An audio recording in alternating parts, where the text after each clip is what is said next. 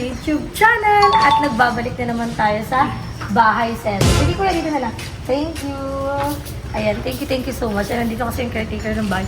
And sobrang naloka ko nung in-upload ko yung bahay kasi nung unang vlog ko, ang dami nakagustuhan, ganito, ganyan.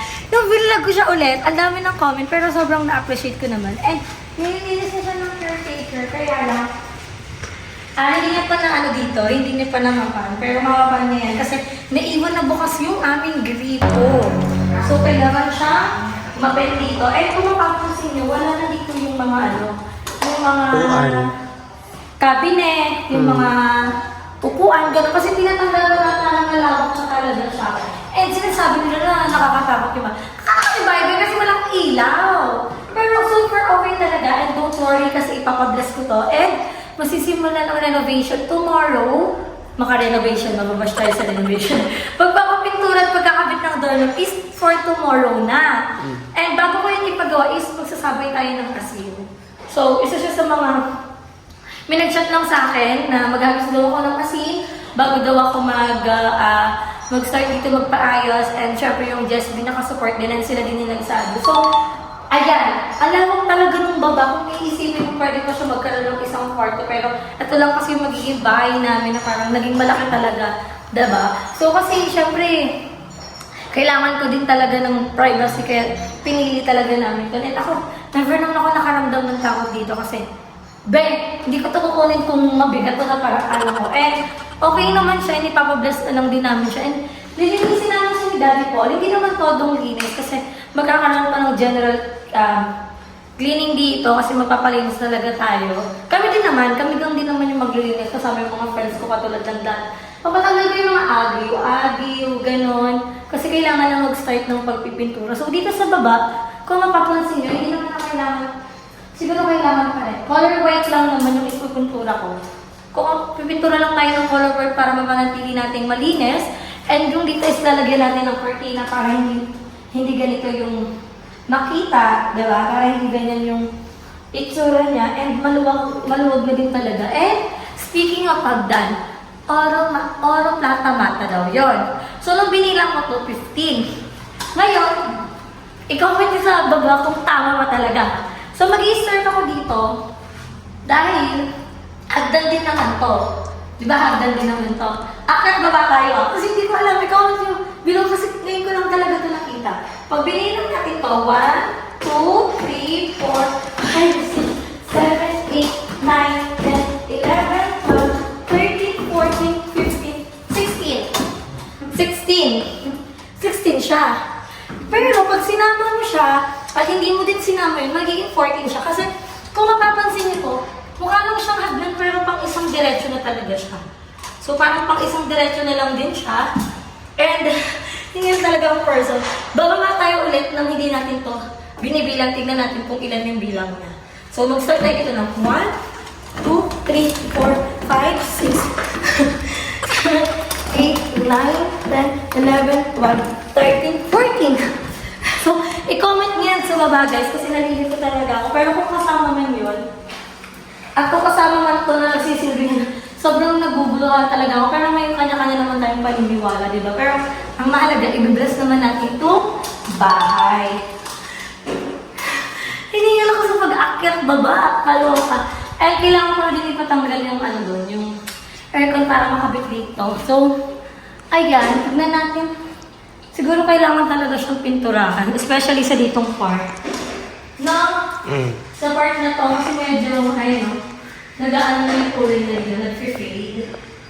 Ayan, so wala ko din dito lagyan ng cortina para hindi kita yung loob namin doon. Tapos yung sa CR, gano'n. Kasi di pa magpos yung paglilinis. Kung sa taas, samahan lang. Kung di ko rin yung walis ko pa. Walis tambo, pwede. Walis tambo, ayun. So, ano na lang natin yung mga gamit. Ayun guys, kung makikita nyo. Nasa labas na yung mga sopa natin. Ayun.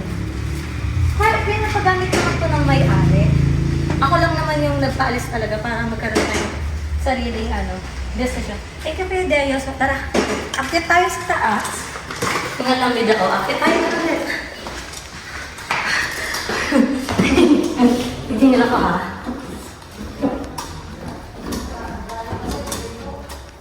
Yeah. Eh, hindi may ilaw na dito. Tingnan natin kung magbuo. Kung dito na siya. So, dito muna tayo sa kabilang kwarto. Ayan. Bakit ilaw? Ay, tinanggal na din. Tinanggal na yung ilaw dito. So, kay kuya ko kasi to, ang sabi ko sa kuya ko, bahala na siya sa pagpapaayos niya dito kung anong design yung gagawin niya. Pero kasi nung sa amin is, tatanggalin ko yung linoleum. So, dito, di ko alam eh, ayoko siyang pakialaman kasi this is for my kuya talaga. So, pero feel ko kailangan tanggalin na din para maging malinis siya. So, tara. Hingal na hingal dahil hingal na hingal. So, tanggalin natin yung mga linoleum niya.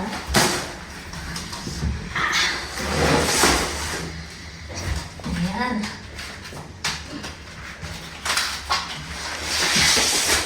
Oh, may piso. Oh, may piso. Sayang to.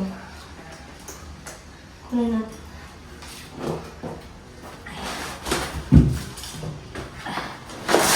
Ayan. Tanggal na natin para maging.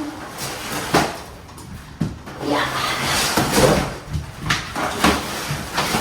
By the way guys, hindi ako masyado makapag-focus kasi naka-duty pa tayo. So, ngayon lang ulit kung mapapansin nyo hapon dahil naka-break tayo ng 1 hour. Kaya nakakapag-vlog ako. Ayan. So, ibababa natin yan. And, gusto ko tatanggalin. Para madali lang siya. Alay ko.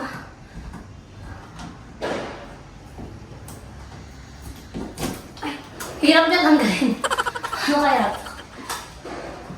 Sa baba. So, papatulong tayo kay Daddy Paul. Magtanggal. Iabot mo to. Kaya mo yung iabot. Abutin mo sa ngayon. Dire-diretso na yung matatanggal. Ay, mahirap. Madikit na dikit siya. Dikit na dikit siya. That's why... Papatungan na lang. Hindi pwede itong patungan sa pangit. Ang pangit nga pag pinatungan. So, dito naman tayo. Wala, mamaya tayo magwalis. Kaya naman tayo magwalis. Yan. Ano yun lang muna natin. Hindi pa naman ito linis na linis. Kumbaga nagbabawas lang tayo ng mga kalat para pag-gawin pa tayo, keri-keri na. So, parang hindi matutuloy yung lipat natin ng first week ng December. I mean, ng December 1. Pero nakausap ko na may may-ari ng bahay namin. So, okay lang naman sa kanya. Ipapo-general cleaning ko din. Para malinis na linis yung ating sa nanay ko. Parang nakakangat na ito. Parang may yung kahoy. So, kailangan talaga ng bago linoleum. So, gusto ko yung linoleum namin is maging okay na. And bahala na yung kuya ko dito kasi kanyang room naman to. So, kanila ng kapatid ko. So, bahala na sila. Kung ano gusto nilang gawin dito. Oo nga, nung malawak nga. Kayo, kahit kalahati. Dito si Koke, doon. Tapos dito si Kuya Jibon. Malawak na itong court. So, Diyan si Tote. Harang na dyan.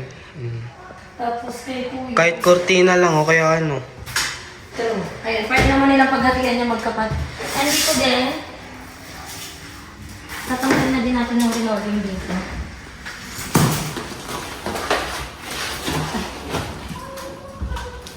May ano pa dito? May Picture. ID. May ID picture pa, Ben. So, ako lang din naman namin yung caretaker na maglinis dito. Yung amin, okay pa yung linoleum, pero papatanggal ko lang. Kasi gusto ko uniform na yung aming linoleum. Pag di naman namin natapos ko, yung caretaker yung magtatapos nito. Ayun, kasi wala naman akong vlog. So, mag-ano na lang ako. Hugas. And ito yung room namin. Kung mapapansin niyo, maayos na talaga yung room namin. Pero ito, papatanggal ko ito. Sayang pa to. Buong buo. Yeah. Buong buo. Bukas ko lang dito papalagyan ng ilaw. Para pag gumawa dito, excuse. Para pag may gumawa dito, hindi sila mahirapan. Okay na to, yung rinolling na to. Pwede yan dito sa kabila. Kasi maayos. No? Ayaw din ito. Ayaw siya, sila na din pala siya. Pinagdag ko siya rin kasi hindi siya hindi siya kalas ng kulay. Last. Tsaka na kami magkakabit ng linoleum pag natapos yung pintura. Para hindi siya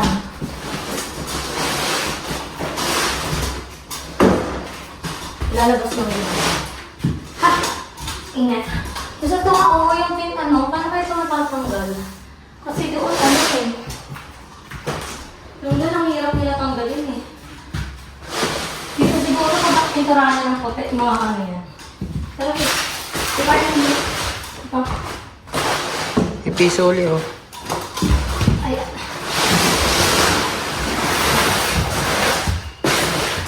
Yan. Yan. So, yung caretaker naman na yung magtutuloy nito at kami, tinanggal lang namin talaga yung linoleum kasi mag-general cleaning pa talaga sa baba dahil nga naiwan na bukas yung CR, so kailangan na siya i-mapen. So, isisend ko na din ko sa sa gagawa ng aircon namin and I'm planning na dito na lang din ilagay yung ref kasi naman namin siya nagagamit. So, dito na lang siya para sa mga stock din nila. Dito na lang kasi sakto naman yung kwarto namin. Naisip ko lang yung aircon. So, dito na lang siya ikabit. Doon butasan. Tapos doon yung pag... Tingnan muna natin kung papayag yung nakabitan. So, baba tayo para i-report mo sa kanya kung ano yung mga nangyari. Kung ano yung mga aalisin. Tingnan lang, Mida. Baba ulit tayo sa hagdan. Ayun. Hello, po. Hingal ako. So, kuya, bababa mo na lang dun yung mga linoleum. Tinanggal ko. Yung mga linoleum. Oo, tinanggal ko para maging pare-pareha. So, ayun guys, galing din kami SM kasi inasikaso ko yung ating SSS. So, syempre kailangan din naman namin yun sa work.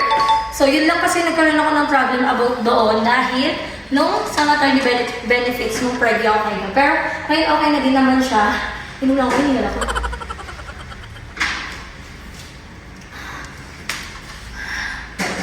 Mas bukas, magtatanggal kami ng agyo kasi hindi sapat yung oras ko ngayon. Dahil naka-duty ako and sila Daddy Paul siya kasi Papa, kung si Papa ay magaling na sila yung mag-aayos dito. Pero si Paul kasi mag-i-start na siya maglinis-linis dito. Just... Opo. Opo, color white. Pipinturahan ko namin ito ng white and dito din yung white. So tingnan natin. Dito, maanda to. Ano yan? Yan. Saan yun eh? Oh, yan. So, bilangin natin ang ilaw. 1, 2, 3, 4, 5, 6, 7, 8. So, 8 yung bibili natin ilaw. So, comment down below kung ano yung magandang brand ng ilaw. Kasi, wala naman akong idea, pero ngayon lang naman ako nakaano. And, pinag-usapan na din namin yun ng may-ari. Makikishare na din siya sa atin and mananatiling 8K pa rin per month kahit nagbigay na siya ng discount. So, tutulong pa rin siya. Kaya, thank you so much kasi tulad nga ng sabi ko sa'yo, sobrang bait talaga ng may-ari as a team. So, tingnan na lang natin yung comment nyo dito yung sa may, sa may... Hagdan. Hagdan. Kasi hindi dito talaga ako, guys. Dito talaga ako. So, ayan, babalik na tayo sa ating duty dahil lang kayo maya-maya and gagawa din tayo ng payroll! So ayan, dahil may natitira pa tayong 30 minutes, magpapagawa tayo ng face. May pag-asa pa ba itong So ngayon, nandito tayo para anong tawag dito, te? Carbon laser. So sobrang bilis lang na ito. Kasi yung CO2, baka di ko siya kayanin. Pero yun yung tatawagin mong tiis ganda talaga. Kasi after nun, mamumula tapos mangingitim and after nun magiging clear skin ka naman. So ito ay wala naman tong wala naman tong pangingitim, pamumula kasi nga sabi, nagbablog tayo tapos dumarap din tayo sa tao. So mahirap din na magkaroon ng ganong procedure. Pero ito, maglalait lang naman yung ating mga ang ating face kasi sobrang active ng tigyawat ko. Feeling ko dahil sa puyat. Iba rin talagang epekto ng kakapuyat. So, ito, carbon, ano lang naman to, laser. Parang ginanto na ako sa ano. Yung putok-putok to, te. Yeah. Parang di naman to masakit. Yeah. Ay, pero may soothing gel kasi yun eh. Ito, carbon, parang ano talaga. So, ito yung daanin natin. Watch kayo dyan. Huwag nyo kasi isipin na masakit para hindi kayo masakit. Pero iniisip ko na masakit. Hindi yan. Nalagyan na tayo ng carbon. So, it's time para mag-laser na. Wala tong anesthesia, te? Wala, kaya yan. Luti. Ang may anesthesia is CO2. CO2 at saka yung ano, sa nila sa Pico. Mm. Proven and tested na to. Wala Proven and pinatong tested. sa paano. Wait lang, te. Kinakabahan ako. Nakabahan. I got you. Oy, Game 1. wait lang, te. Wait lang, te. Ano, kinakabahan ako. Wait lang. Game 1. Masakit talaga, te? Hindi nga. 1, 2, 3. Masakit. Diba hindi?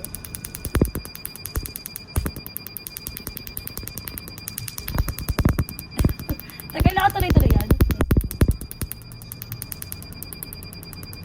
Medyo creepy lang talaga. Oo nga, te, hindi siya masakit. Wait lang, ano ka na ano siya. Hindi siya masakit, nakikiliti.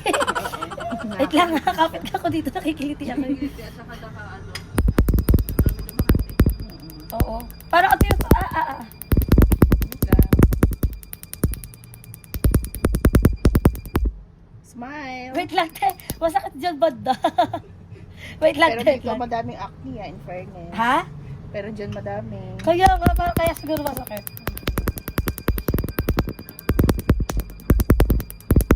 Kikiliti ako.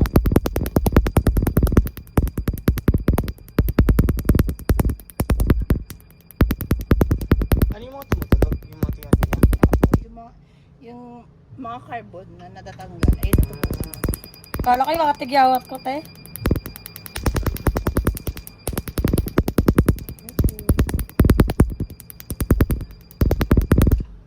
Sa face nga tayo muna submit.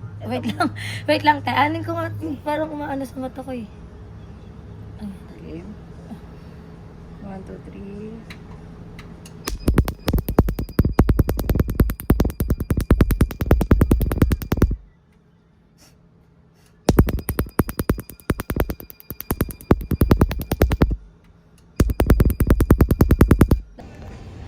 So guys, ayan, tapos na tayo magpa-carbon laser. Ayan na yung ating face.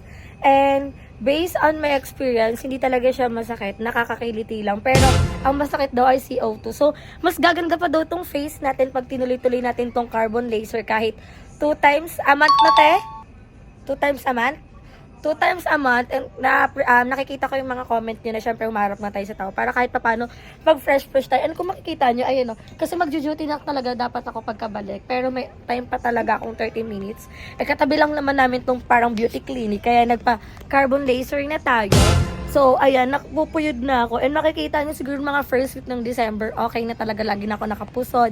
Ganon. And syempre nakakaya din yung face natin pag sobrang haggard talaga natin. Although, nakaka-haggard talaga, pero ganun talaga ang ating life, ganun talaga ang ating work. Pero ayan, tapos na tayo and time na din, so it's time to work. Pero hindi muna ako magkaka-share or what dahil gagawa ako ng kanilang payroll. Kaya naman ito, hindi ko na kayo isasama pa sa payroll journey natin. Kaya i-end na natin yung ating vlog. Kaya don't forget to like and share this video and mag-subscribe na kayo sa akin channel. Bye mga Rikamata, and kung napapanood nyo kanina yung in-intro ko about dun sa bahay, sana masagot nyo and ma-help nyo din ako. Kaya naman magkita-kita tayo sa akin next vlog. Bye!